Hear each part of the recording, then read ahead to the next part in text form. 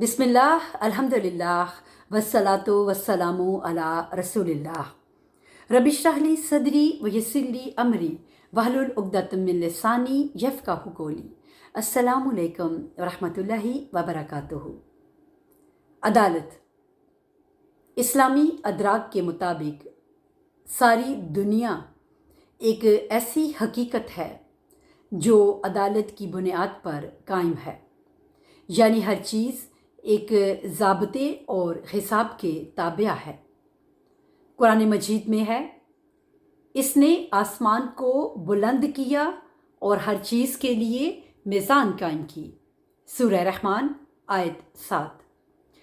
फिर जिस असूल का हमें मौला अली अलैहिस्सलाम के इरशाद गिरामी से पता चलता है, इसके मुताबिक अदल इस चीज़ से इबारत है कि हर चीज़ अपनी जगह पर रखी हो। इसके बरअक्स जुल्म यह है कि कोई चीज़ अपनी असल जगह से हट जाए। कुरान मजीद और पेशवाआने दीन की रवायात के मुताबिक अदालत दो किस्म की है, एक इनफरादी और दूसरी इज्तमाई। इस्लाम ने अदालत के इन हर दो मानी की जानिब पूरी तवज्जो दी है। इनफरादी अदालत यह है कि इंसान झूठ, ग़ीबत, बुहतान और दूसरे कबीरा गुनाहों से इज्तनाब बरते और दूसरे गुनाहों पर भी मुसिर ना हो। जिस शख्स में ये सिफत मौजूद हो उसे आदिल कहा जाता है। चुनाचे इस्लामी कवायद व ज़वाबित के मुताबिक अगर वो इल्मी इस्तेदाद भी रखता हो तो काजी, हाकिम और काबिले तकलीद रहनुमा के फ़राइज़ और दूसरे इज्तमाई काम भी अंजाम दे सकता है। लेकिन जो शख्स इस दीनी शख्सियत से महरूम हो, वो ख्वाह आलिम ही क्यों ना हो, इन एजाज़ात से बहरामंद नहीं हो सकता। इज्तमाई अदालत यह है कि इंसान दूसरों के हकूक़ के बारे में इफ़रात व तफरीत रवा ना रखे और कानून खुदाबंदी के सामने सबको बराबर समझे। दीनी अहकाम के इजरा में हक से तजावुज़ ना करे और जज्बात व एहसासात से मग़लूब होकर सीधे रास्ते से भटक ना जाए। खुदावंद करीम इरशाद फरमाता है कि खुदा अदालत का हुक्म देता है। सूरह नहल आयत 90। एक और आयत में खुदावंद हाकिमों को हुक्म देता है कि वो अदालत के मुताबिक फ़ैसले करे। बहुत सी आयात और रवायात में कुलो अमल में अदालत इख्तियार करने का हुक्म दिया गया है। नीस खुदाए कुहार ने अपने कलाम में बाज़ मौक़ों पर ज़ालिमों पर सरीहन लानत की है। जुल्म व सितम खुदा ने अपने अफाकी कलाम में सैकड़ों दफ़ा जुल्म का ज़िक्र किया है और इस बुरी सिफत की जो दरिंदों की हु है मज़म्मत की है। कुरान मजीद की 114 सूरतों में से 2/3 सूरतों में जुल्म का ज़िक्र आया है। ऐसा कोई शख्स नहीं जिसने अपनी फितरत की बदौलत जुल्म की बुराई और ख़राबी को ना समझा हो, या वो कम अज़ कम ये ना जानता हो कि जुल्म की वजह से मुआशरे पर कितनी दर्दनाक मुसीबतें नाज़िल हुई हैं, कितना खून बहा है और कितने घर उजड़ गए हैं।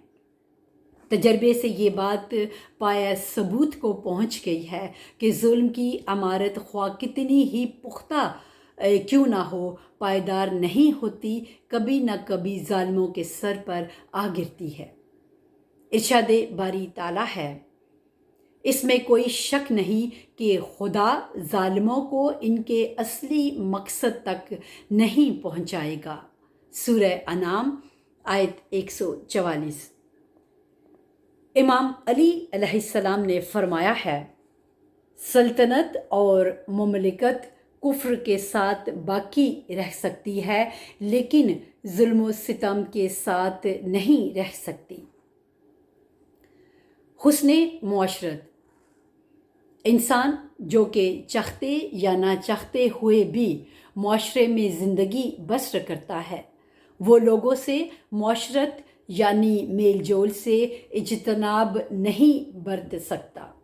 معاشرت میں مقصد بلا شبہ یہ ہے کہ انسان اپنی سماجی حیثیت کی حفاظت کرے اور روز بروز اپنی مادی و روحانی ترقی میں اضافہ کرے اور زندگی کی مشکلات کو بہتر اور زیادہ آسان طریقوں سے حل کرے۔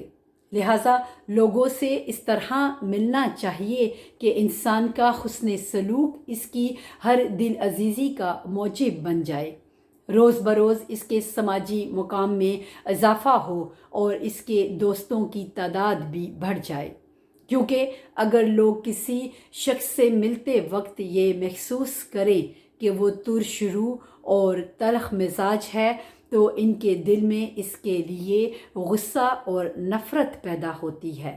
پھر ایک دن ایسا آتا ہے کہ سبھی اس سے دور بھاگتے ہیں اور بالآخر وہ معاشرے کی نگاہ میں حقیر ہو کر رہ جاتا ہے۔ اس کا نتیجہ یہ نکلتا ہے کہ وہ لوگوں کے درمیان رہتے ہوئے بھی تنہا ہو جاتا ہے اور اپنے وطن میں ایک اجنبی جیسی زندگی بسر کرتا ہے۔ جیسا کہ ظاہر ہے کہ صورتحال انسان کی بدبختی کا انتہائی تلخ اور ناگوار نمونہ ہے۔ یہی وجہ ہے کہ اسلام نے اپنے پیرووں کو ہدایت کی ہے کہ لوگوں سے اچھی طرح ملے اور اس سلسلے میں بہترین آداب اور احکام وضع کیے ہیں۔ چنانچہ ایک حکم اس نے یہ دیا ہے کہ جب مسلمانوں کی باہمی ملاقات ہو تو وہ ایک دوسرے کو سلام کہے اور فضیلت کا حقدار اسے گردانا ہے جو سلام میں پہل کرے۔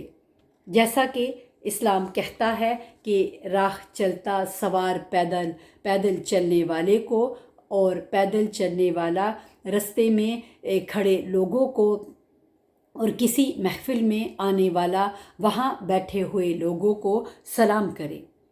رسول اکرم صلی اللہ علیہ وآلہ وسلم سلام کہنے میں ہمیشہ پہل کرتے تھے، حتیٰ کہ عورتوں اور بچوں کو بھی سلام کہتے تھے۔ اگر کوئی شخص آپ صلی اللہ علیہ وآلہ وسلم کو سلام کہتا تھا تو اس سے اس کے سلام کا جواب اس سے بہتر الفاظ میں دیتے تھے۔ خداوند تعالیٰ فرماتا ہے، جب کوئی شخص تمہیں سلام کہے تو تم اس کے جواب میں اس سے بہتر طریقے سے سلام کہو یا وہی لفظ جواب میں کہہ دو۔ سورہ نساء آیت 85۔ یہ حکم بھی دیا گیا ہے کہ انسان جب دوسروں سے ملے تو تواضع و فروتنی سے پیش آئے اور ہر ایک کا احترام اس کی سماجی حیثیت کے مطابق کرے۔ خدا قرآن مجید میں فرماتا ہے کہ خدا کے شائستہ بندے وہ ہیں جو لوگوں کے ساتھ تواضع اور فروتنی سے پیش آتے ہیں۔ سورہ فرقان آیت 63۔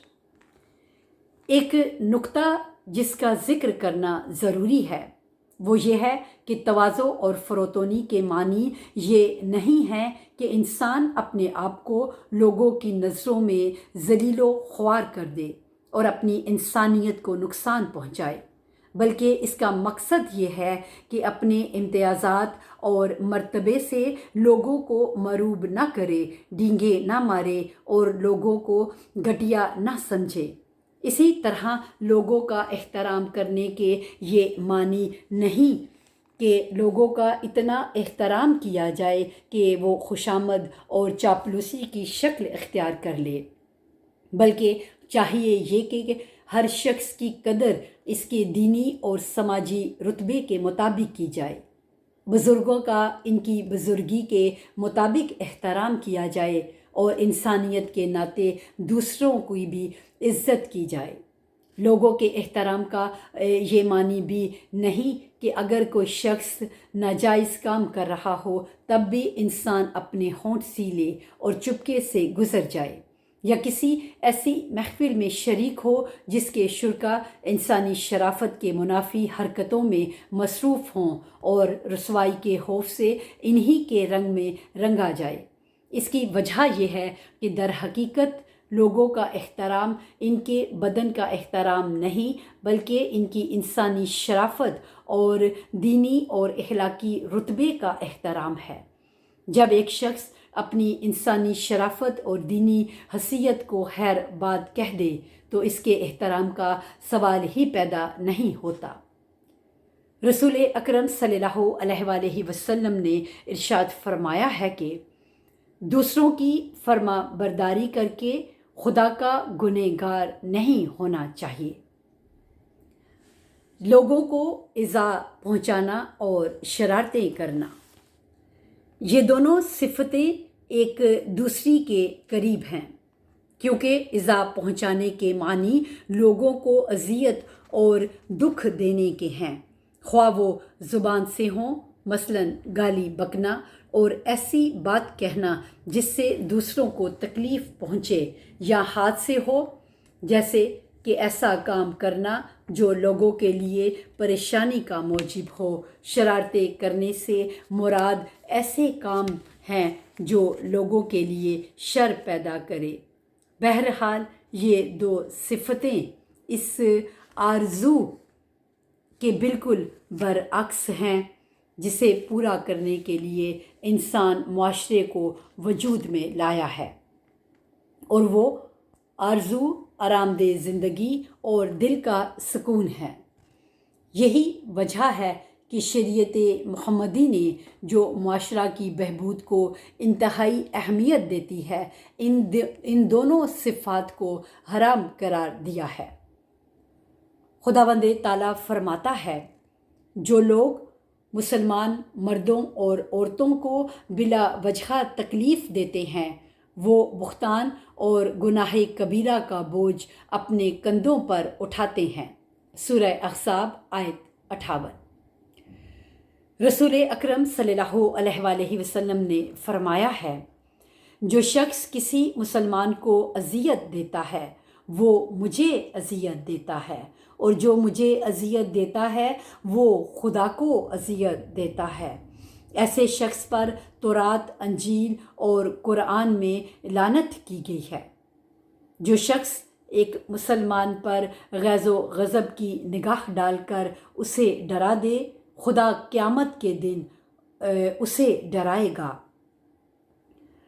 اچھے لوگوں کی صحبت میں بیٹھنا، گو انسان بہت سے لوگوں کے ساتھ میل جول رکھتا ہے، لیکن زندگی کے تقاضوں کے پیش نظر یہ ضروری ہے کہ وہ بعض لوگوں کے مقابلے میں بعض دوسرے لوگوں کے ساتھ زیادہ گل مل کر رہے۔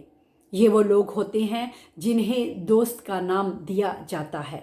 بلا شبہ اس دوستی اور قرب کا باعث اخلاق، طور طریقوں یا پیشے وغیرہ میں ایک طرح کی یکسانیت اور ہم آہنگی ہوتی ہے، چونکہ آہستہ آہستہ دو مل بیٹھنے والوں میں سے ایک کی عادات اور اخلاق دوسرے کو منتقل ہوتے رہتے ہیں۔ اس لیے انسان کو چاہیے کہ اچھے لوگوں کی صحبت اختیار کرے، کیونکہ اس صورت میں ان کے اچھے اخلاق اس میں سرایت کریں گے اور ان کی بے لوث اور خیر خواہی پر مبنی دوستی سے اسے فائدہ ہوگا، اور ان کی دوستی کی پائیداری پر اسے بھی اعتماد ہوگا۔ ان سب باتوں کے علاوہ لوگوں کی نظر میں اس کی سماجی وقت اور عزت بھی بڑھے گی۔ امام علی علیہ السلام نے فرمایا ہے، تمہارا بہترین دوست وہ ہے جو تمہاری رہنمائی نیک کام کی طرف کرے۔ کسی شخص کے کردار کا اندازہ اس کے دوست سے لگایا جاتا ہے۔ برے لوگوں کی صحبت اختیار کرنا، برے اور بد اتوار لوگوں کے ساتھ میل جول اور ہر قسم کی مصیبت اور بدبختی کا موجب ہے۔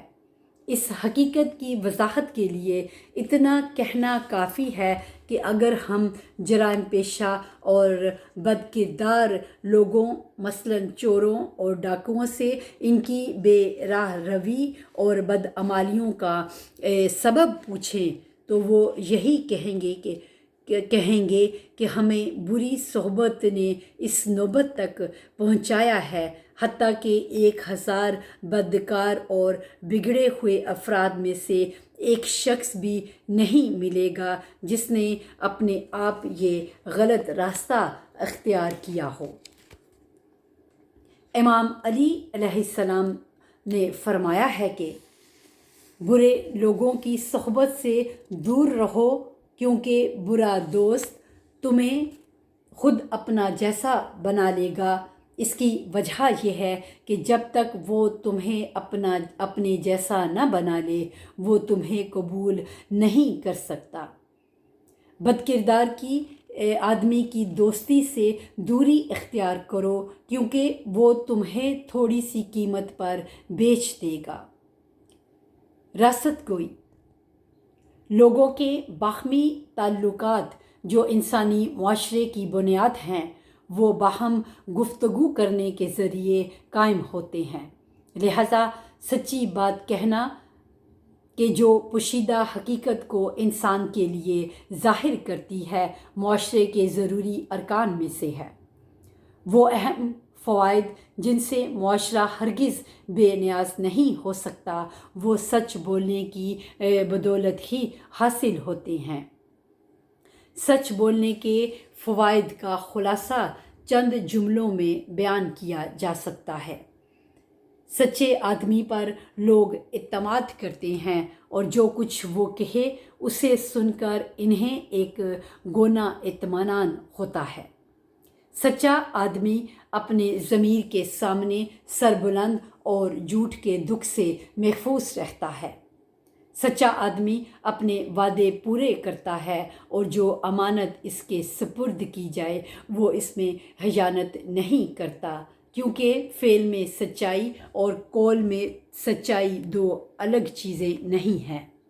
راست گوئی کے ذریعے بہت سے اختلافات اور جھگڑے طے ہو جاتے ہیں، کیونکہ اکثر جھگڑے اس وجہ سے ہوتے ہیں کہ ایک یا دونوں فریق سچی بات نہیں کہتے۔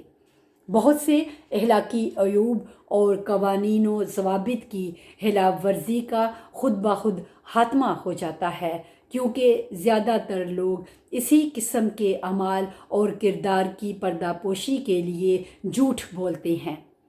امیر المومنین امام علی علیہ السلام نے فرمایا ہے کہ حقیقی مسلمان وہ ہے جو سچائی کو خواہ وہ اس کے لیے نقصان دہ ہی کیوں نہ ہو جھوٹ پر ترجیح دے، گو وہ اس کے لیے مفید ہو، اور اسے ترجیح دینے سے روحانی سکون حاصل کرے۔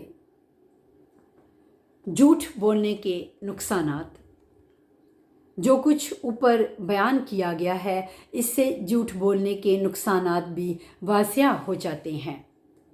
جھوٹا شخص انسانی معاشرے کا نابکار دشمن ہوتا ہے اور اپنے جھوٹ کے ساتھ وہ ایک بہت بڑا جرم ہے، معاشرے کو بگاڑنے کی کوشش کرتا ہے۔ جھوٹ چونکہ مسکن مادے کی مانند ہے جو معاشرے کی سمجھ بوجھ کی قوت کو زائل کر دیتا ہے اور حقائق پر پردہ ڈال دیتا ہے، یا منشیات کی مانند ہے جو لوگوں کو مست کر کے ان کی قوت عاقلہ کو اچھائی اور برائی کی تمیز سے محروم کر دیتا ہے۔ یہی وجہ ہے کہ اسلام نے جھوٹ کو کبیرہ گناہوں میں شمار کیا ہے اور وہ کسی جھوٹے شخص کی دینی شخصیت کو تسلیم نہیں کرتا۔ رسول کریم صلی اللہ علیہ وآلہ وسلم نے فرمایا ہے کہ 3 قسم کے لوگ ایسے ہیں جو اگر نمازیں بھی پڑھیں اور روزے بھی رکھیں لیکن منافق ہیں: جھوٹ بولنے والا، وعدہ وفا نہ کرنے والا اور امانت میں خیانت کرنے والا۔ امیر المومنین علیہ السلام نے فرمایا ہے کہ انسان ایمان کی لذت اس وقت چکھتا ہے جب وہ جھوٹ بولنا چھوڑ دے، خواہ وہ مذاق میں ہی کیوں نہ ہو۔ جھوٹ کو فقط شرع ہی میں ایک گناہ اور برا کام نہیں سمجھا گیا، بلکہ عقل کی روح سے بھی اس کی برائی واضح ہے۔ اس ناپسندیدہ عادت کے اثرات بہت تھوڑے وقت میں اعتماد کو، جو لوگوں کے مابین واحد اجتماعی رابطہ ہے، ختم کر دیتے ہیں، اور جب یہ رابطہ ختم ہو جاتا ہے تو لوگ بے حد تشویش کے عالم میں در حقیقت تنہائی کی زندگی گزارتے ہیں، گو بظاہر وہ معاشرے کا ایک حصہ نظر آتے ہیں۔ انسان کو اس کی زندگی میں ہمیشہ خارجی مادے سے واسطہ پڑتا ہے۔ وہ اپنی سرگرمیوں اور اس مادے کو استعمال میں لانے کی بدولت زندہ رہتا ہے اور اپنی خواہشوں کی تکمیل کرتا ہے۔ اس موجود یعنی انسان نے اپنے کام کا شعور اور ارادے کے ساتھ کرتا ہے، اپنی وسیع زندگی کی بنیاد علم پر رکھی ہے اور وہ دماغ کے ساتھ کام کرتا ہے۔ اس کے کام کا دار و مدار براہ راست ان معلومات پر ہوتا ہے جو اسے میسر ہوں۔ وہ ہمیشہ اپنے ذہنی مواد کو منظم کرتا رہتا ہے اور اس کی بیرونی سرگرمیاں اس کے مطابق انجام پاتی ہیں۔ لہٰذا صحیح معلومات حاصل کرنا انسان کے لیے ضروری ہے اور بے حد اہم چیز ہے۔ اگر انسان صحیح خارجی معلومات سے محروم ہو جائے، مثلاً دور کو نزدیک اور نزدیک کو دور سمجھنے لگے، اور جو خبر سنے حقیقت اس کے برعکس ہو، تو یقیناً اس کی زندگی کا پہیہ جام ہو جائے گا۔ اس سے واضح ہوتا ہے کہ جھوٹ انسان کی سماجی زندگی کے لیے ایک عظیم خطرہ ہے۔ جھوٹا آدمی ایک بے شخصیت اور گھٹیا انسان ہوتا ہے جو معاشرے کا دشمن ہوتا ہے۔ اس کی باتیں اعتماد اور اطمینان کے قابل نہیں ہوتی اور وہ خود خدا کی لعنت میں گرفتار ہو جاتا ہے۔ غیبت اور افتراء۔ دوسروں کی برائی کرنا اور ان کے عیب بیان کرنا اگر سچ پر مبنی ہو تو غیبت ہے، اور اگر جھوٹ ہو تو اسے افتراء اور بہتان کہا جاتا ہے۔ بلا شبہ خدا نے پیغمبروں اور اماموں کے علاوہ کسی کو معصوم نہیں بنایا۔ لوگ اس پردے کے پیچھے زندگی بسر کرتے ہیں جو خدا نے اپنی حکمت سے ان کے اعمال کے آگے تان دیا ہے۔ یہ خداوندی پردہ اگر ایک لحظہ بھر کے لیے بھی ان کے عیوب اور نقائص پر سے ہٹ جائے تو وہ سب ایک دوسرے سے بیزار اور متنفر ہو جائیں اور معاشرے کی بنیاد درہم برہم ہو جائے۔ یہی وجہ ہے کہ خدا نے غیبت کو حرام قرار دیا ہے تاکہ لوگ پیٹھ پیچھے ایک دوسرے کے ہاتھوں محفوظ رہیں اور ان کی ظاہری زندگی ٹھیک ٹھاک نظر آئے، تاکہ بتدریج وہی بیرونی ذبائش ان کی اندرونی خرابی کی اصلاح کر دے۔ خداوند تعالیٰ فرماتا ہے کہ ایک دوسرے کی غیبت نہ کرو، کیونکہ ایک مسلمان بھائی کی غیبت کرنا ایسا ہی ہے جیسے کہ اس کے مردہ اور بے جان جسم کو جو کہ بے خبر ہے چیر پھاڑ کر کھا لیا جائے۔ سورہ حجرات آیت 12۔ افتراء اور غیبت سے بھی زیادہ بڑا گناہ ہے اور عقل کی نگاہ میں اس کی برائی واضح ہے۔ خدا نے اپنے کلام میں اسے مسلمہ طور پر برا اور ناروا گردانا ہے اور فرمایا ہے کہ جو لوگ افتراء باندھتے ہیں وہ ایمان نہیں رکھتے۔ سورہ نحل آیت 105۔